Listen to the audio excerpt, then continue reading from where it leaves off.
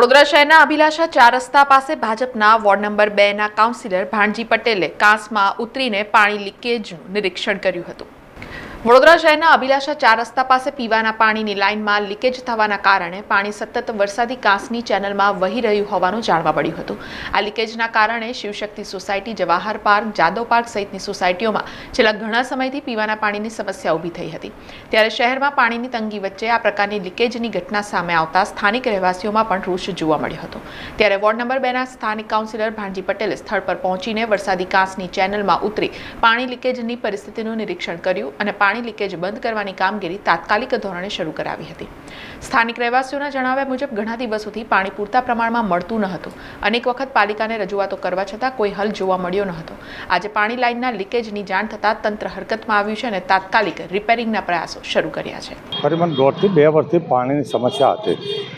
તો કાલે બપોરે જાદવબાગ 4 રસ્તા અત્યારે મેં ખોદાયેલું છે ત્યાંથી ફોલ્ટ શોધતા ને વરસાદી ગટરમાં તઈ ગાડી પાણી જતું હોવાથી તઈ ગાડી અમે નાનું ખોદાણ કર્યું, ચેક કર્યું કઈથી પાણી જાય છે।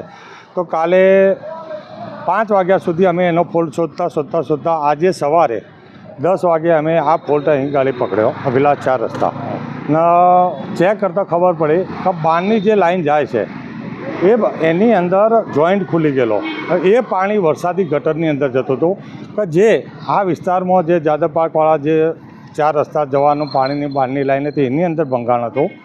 તો પાણીનું લો પ્રેશર આવતું હતું અને મારું એવું માનવું છે અત્યારે ઇમરજન્સીમાં આપણે રિપેરિંગ કામ ચાલુ કરાવી દીધું।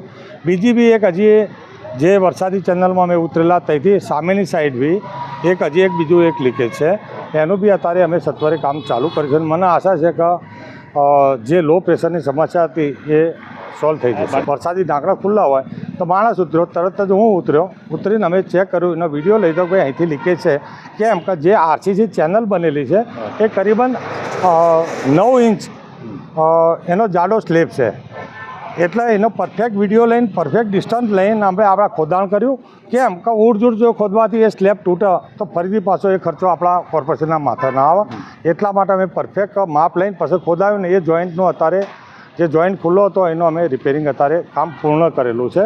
હજી એક જોઈન્ટ બાકી છે, એનો કાલ સવાર સુધીમાં યા સાંજે અમે એનું કામ પૂર્ણ કરીશું। સમાચારોના સતત અપડેટ માટે TNN ન્યૂઝને YouTube પર સબસ્ક્રાઇબ કરી બેલ આઇકોન પ્રેસ કરો અને અમારી સાથે જોડાયેલા રહો Facebook, Instagram અને Twitter ઉપર।